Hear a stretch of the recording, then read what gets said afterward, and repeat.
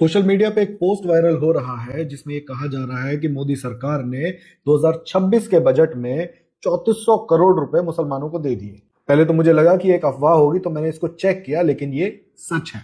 2026 के बजट में केंद्र की मोदी सरकार ने 3400 करोड़ रुपए अल्पसंख्यक मंत्रालय को दिया, जिसमें लगभग 832 करोड़ रुपए खर्च किए जाएंगे अल्पसंख्यकों की शिक्षा के लिए, जिसमें मुस्लिमों द्वारा संचालित यूपीएससी कोचिंग सेंटर्स चलाए जाएंगे। जिन कोचिंग सेंटर्स में मुस्लिम, एससी, एसटी, ये तीन ही कैटेगरीज अलाउड है, लेकिन महिलाएं हिंदुओं की वहां पढ़ने आ सकती हैं। हिंदुओं के जनरल कैटेगरी के पुरुषों को वहां पे पढ़ने का कोई अधिकार नहीं है। साथ ही साथ 1198 करोड़ रुपए लगभग दिए जाएंगे गवर्नमेंट स्कीम्स के लिए।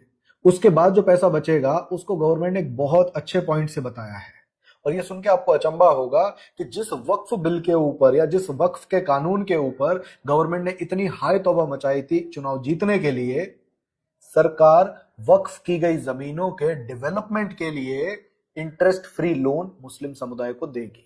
अब इसमें कौन सा मास्टर स्ट्रोक है ये मुझे समझ में नहीं आ रहा।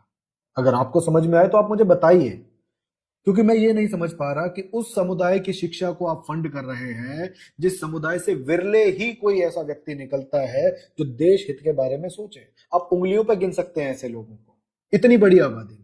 और उनके अलावा जितने भी लोग हैं वो चाहे जितना भी पढ़ लिख जाएं, इस देश से उनकी नफरत कम नहीं होती।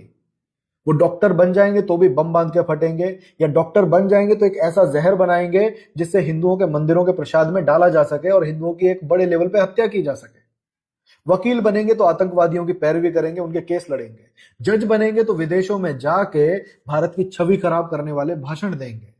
और देश के उपराष्ट्रपति ही क्यों ना बन जाए, ये देश के कभी सगे नहीं हो सकते। और ये बात हम जितनी जल्दी स्वीकार कर लेंगे उतना हमारे लिए अच्छा है। आप वक्फ की जमीन के डेवलपमेंट के लिए इंटरेस्ट फ्री लोन दे रहे हैं, वहीं दिल्ली जहां पे ये सरकार बैठती है, वहां के प्रताप नगर में 200 हिंदू परिवारों को मुसलमानों ने उनके अपने घर से ही बेदखल कर दिया।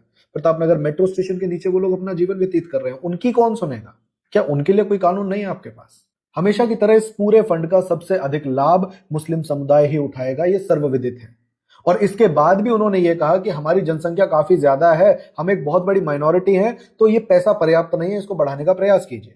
जबकि पिछली बार से बढ़ा के दिया है, और हो सकता है कि सरकार अगले बजट में बढ़ा भी दे, क्या पता दुगना ही कर दे।